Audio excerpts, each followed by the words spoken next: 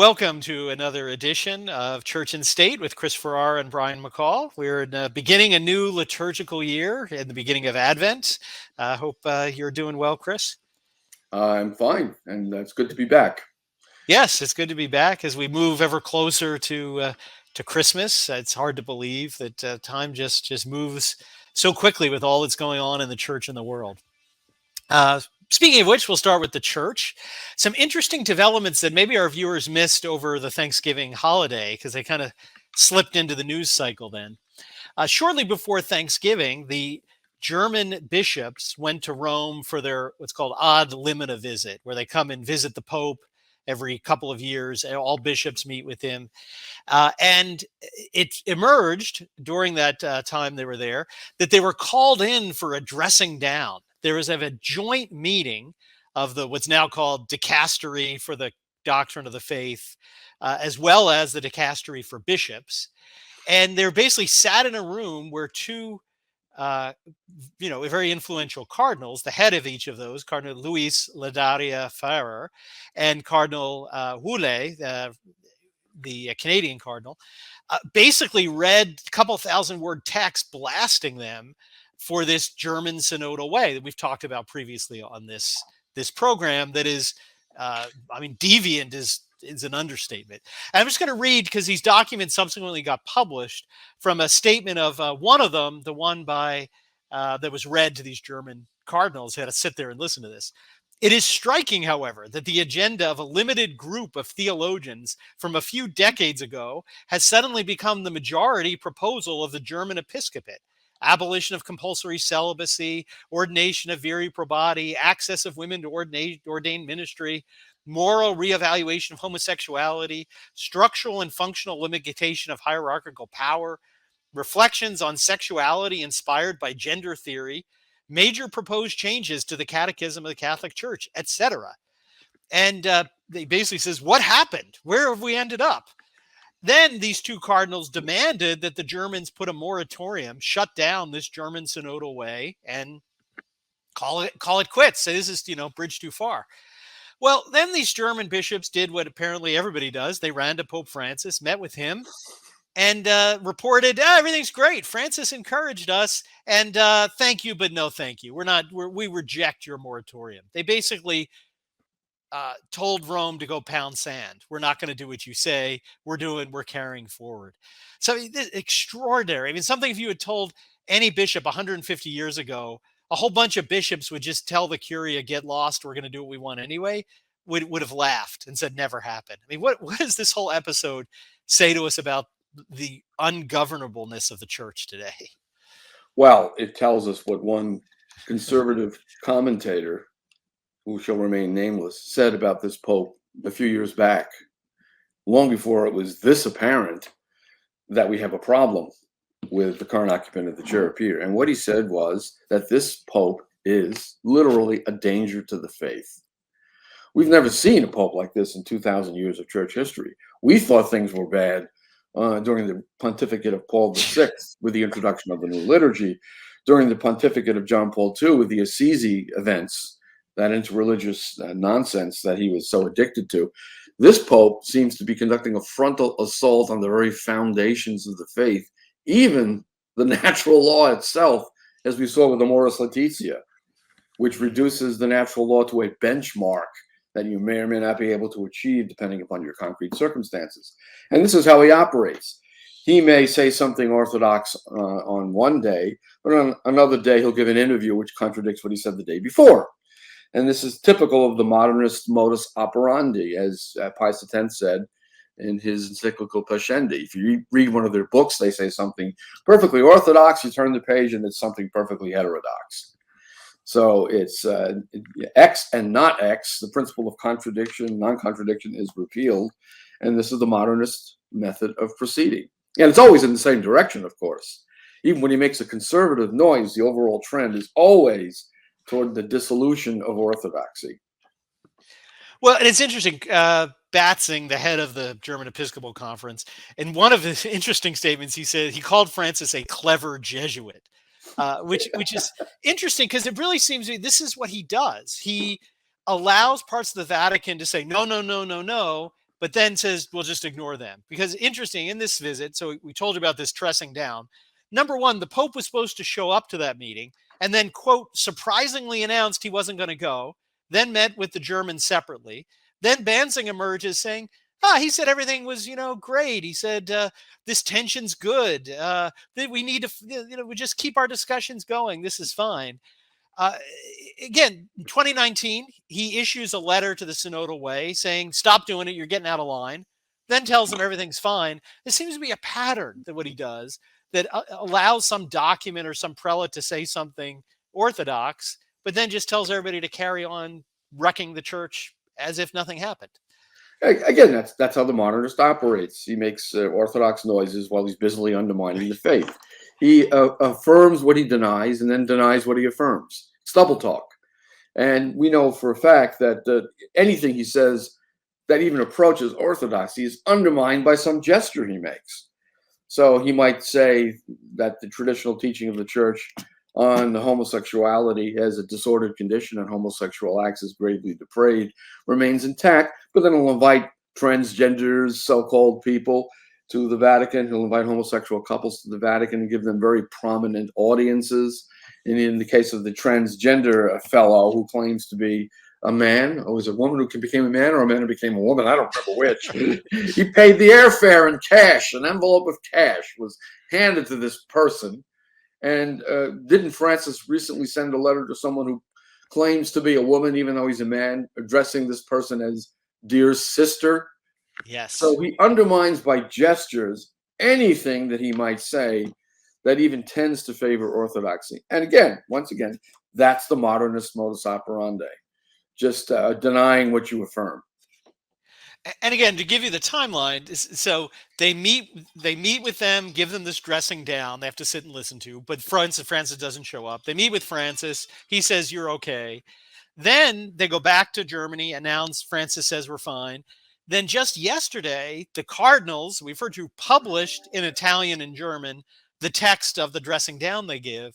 So again, it seems that he's at war with his own curia or allowing this, because then he could just point and say, oh yeah, I know they're doing this, but they were told to stop. Look at these things that were published. That he sort of wants that to pacify the papologists who the papal fanatics who just want to say he can't do anything wrong, and they can point to and say, oh, he did something. He let them publish their text.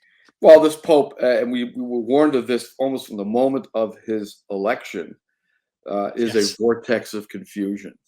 Yes. At best, he's maddeningly inconsistent, but at worst, and I fear the worst, there's a method to his seeming madness.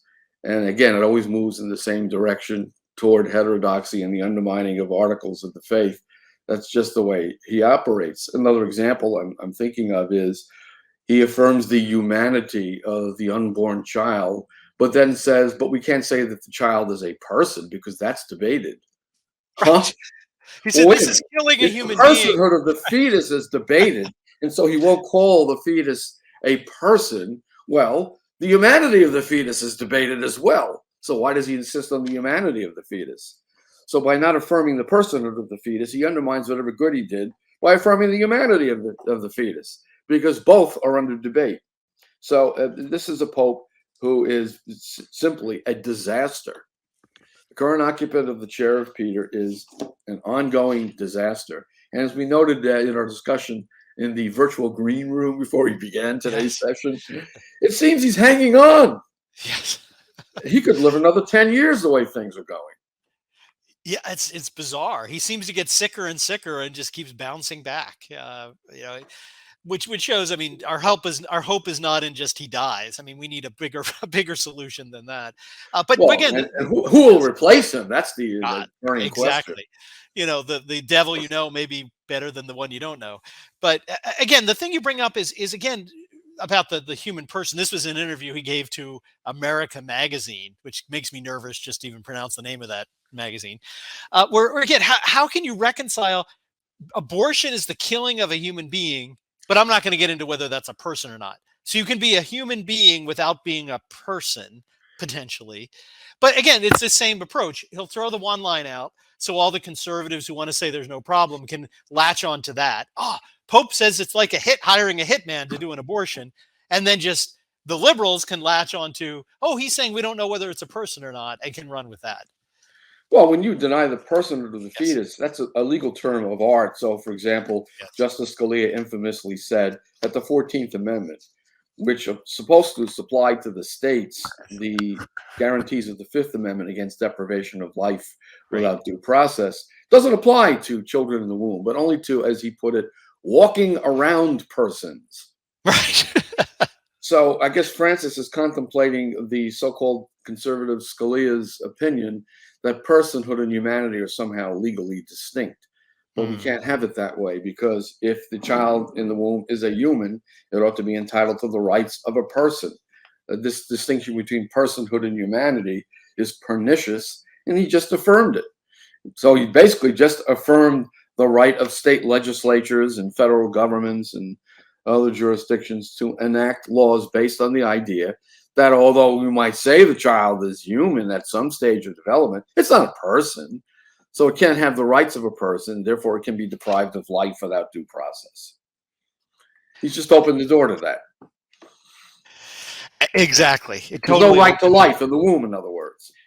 Well, and again, they're very slippery, because what the distinction that is a valid distinction is a distinction between a human being, a person, and a citizen. And human beings within the territory of the United States have certain legal protections and rights, and citizens have more because they're actually citizens. That's a valid legal distinction. Sure. I think they're trying to capitalize on that and act like the distinction between being a human being and a person is something different, which it's not. I mean, it's like saying a dog or a canine, right? It's like saying two different words to describe the same species of being.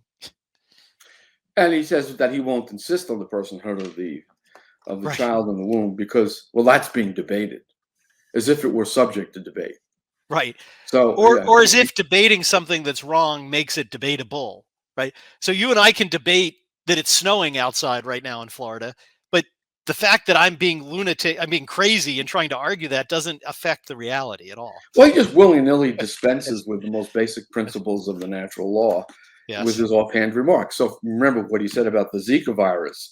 You can use contraception to prevent contracting the Zika virus because that's the lesser of two evils. As if Catholic theology could ever admit of the proposition that one can do evil that good might come of it. He just tosses that off during one of his airborne magisterium press conferences. Yes. Magisterium in air Which he quotes. thinks is magisterium, by the way, Right. as he also observed during one of his innumerable interviews. That's what I think. That's magisterium. He thinks that what he thinks is the magisterium, not what the church has always taught. He's sort of one-up Descartes. I think we said this before. It's not cogito ergo sum. It's cogito esse. I think, therefore it is. Right? It's really, if you think about the arrogance, it's arrogating godlike power. My thought can change reality. I can make something by just thinking it. Well, that ends the whole concept of a magisterium, and Pope just becomes a cult leader whose latest inspiration is the guide for everyone in the cult. And this is the end of papolatry. Is anyone, by the way, who was a papolater during the pontificate of John Paul II still a papolater today? Does Francis have any defenders, even among those we call neo-Catholics or conservative Catholics, who are kind of conservative but aren't really traditionalists? I don't see anybody defending this Pope at this point. Oh, there's one guy, that Where Peter Is blog. He's still. I know nothing about that blog. Oh, but the main figures probably better off. Yeah, I mean the defense of the indefensible gang seems to have diminished drastically in number.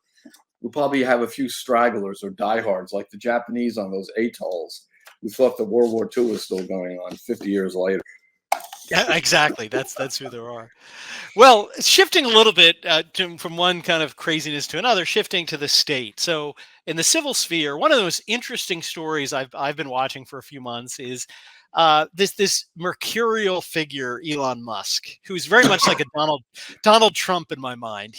I don't really know what to make of him. He's certainly not us. He's not on our side, but he's kind of doing some interesting things that are disruptive to the deep state, the sort of our enemies, for lack of a better word. Again, I'll be really clear. He is not a Catholic. He's not on our page, but he's, I said, the best I can describe a disruptor. So he buys Twitter, which is in many ways become the digital town square for people to speak. And he does two major things the last few weeks. One, he unbans everybody. He basically says everybody that was being banned and thrown out, you're back, with one caveat. If you use this to break the law, and he's been really interesting saying, trying to child sex traffic, post pornography, then you're thrown off for breaking the law, because we're not going to let you use this to break the law. But short of that, you can do whatever you want and you won't be banned. Then number two, he says he's been digging into the archives of this $44 billion boondoggle he just bought, and said he's got evidence that they were basically that Twitter is being used, a private company, to conduct First Amendment censorship and deny First Amendment freedom of speech, particularly on the New York and freedom of the press, New York Post article that was banned by Twitter and others about the Hunter Biden laptop, that lo and behold, 2 years later, CBS just admitted, oh, by the way, that actually was a real thing. So what is this about that if he publishes this proof that this went on, that the Twitter was in cahoots with the government to suppress the press and free speech legally, what does that mean?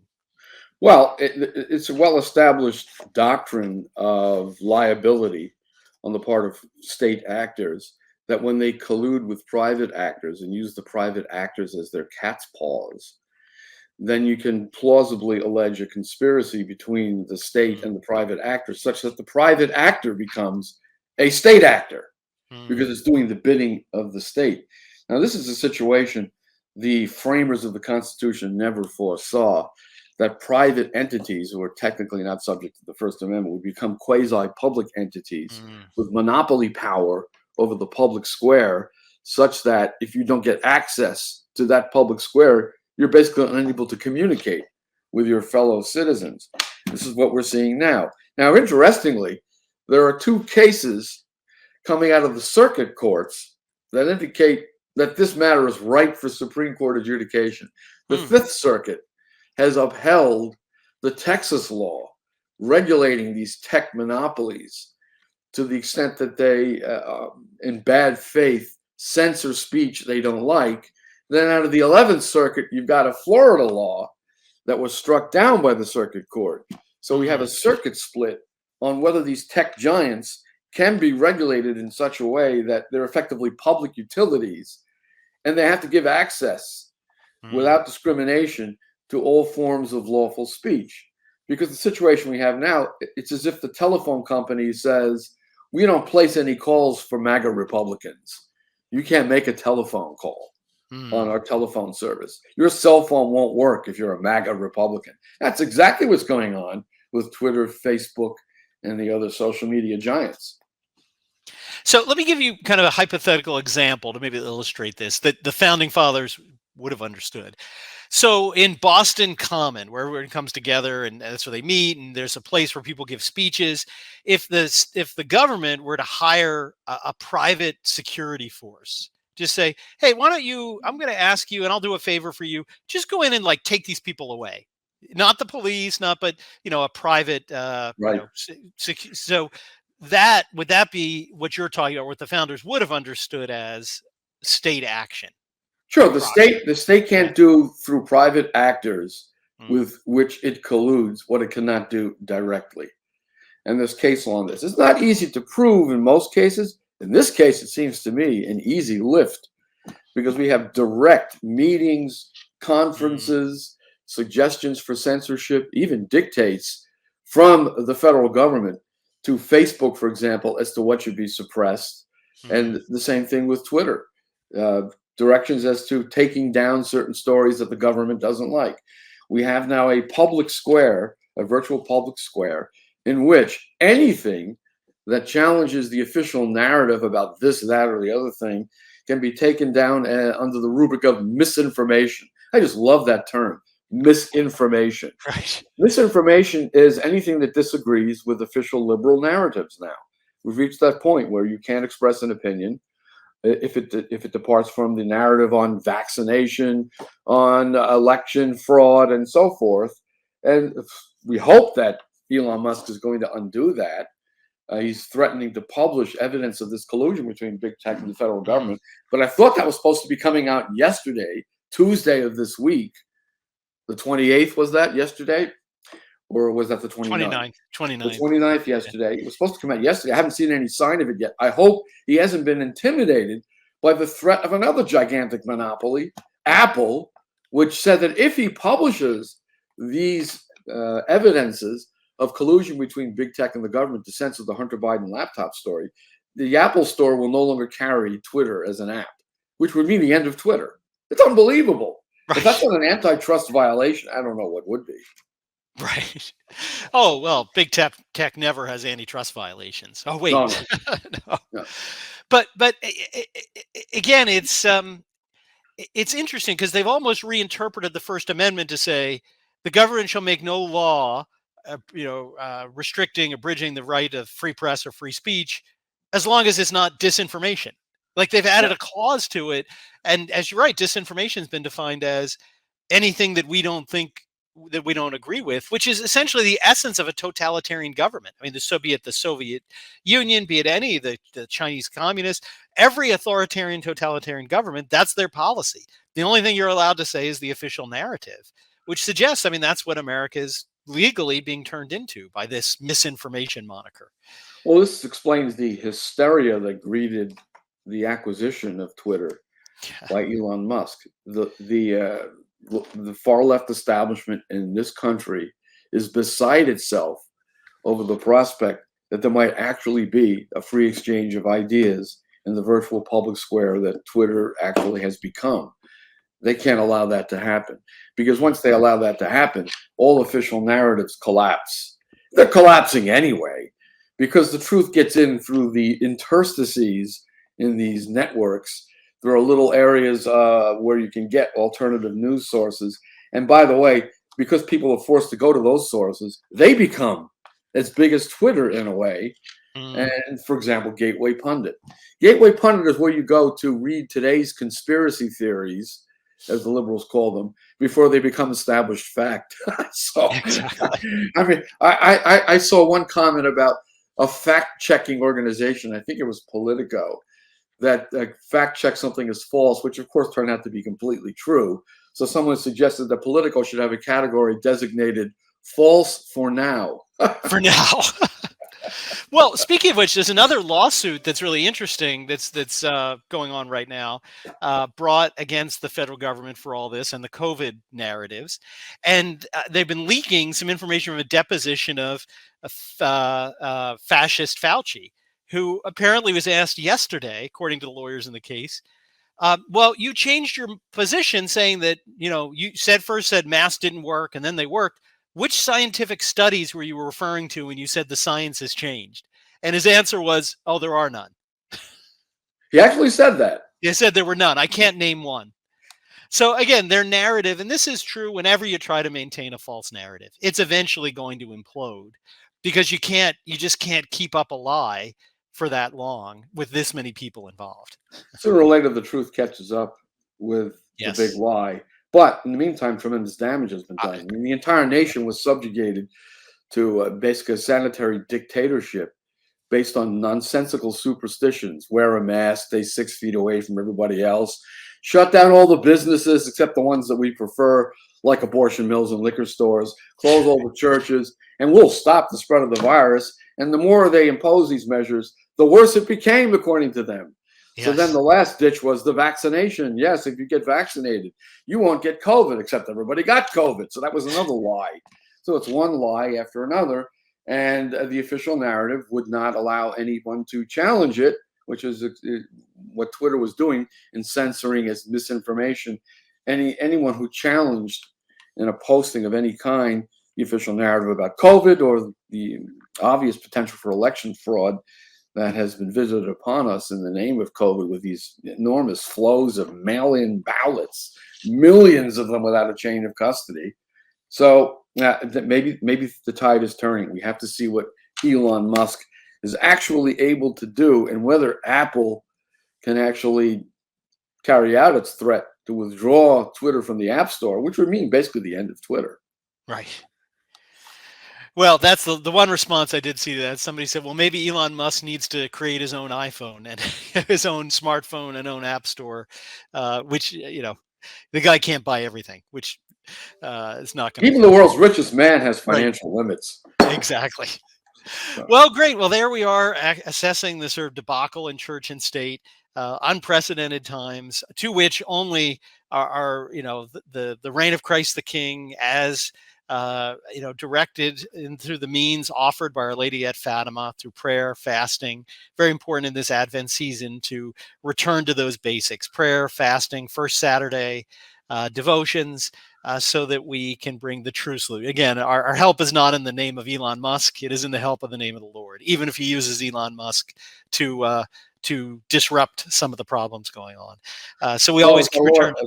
As our Lord said, when you see the green leaves on the fig tree, you know that spring and summer are near at hand. We certainly see the green leaves on the fig tree. As bad as things are, they indicate a point of transition that will be very dramatic for the church and the world. There's no doubt of that. No doubt. Well, and that's our assessment for now. We will see you hopefully just before Christmas in a couple weeks for our final show of 2022. So nice visiting with you, Chris, and I'll see you next time. Have a blessed Advent. You too.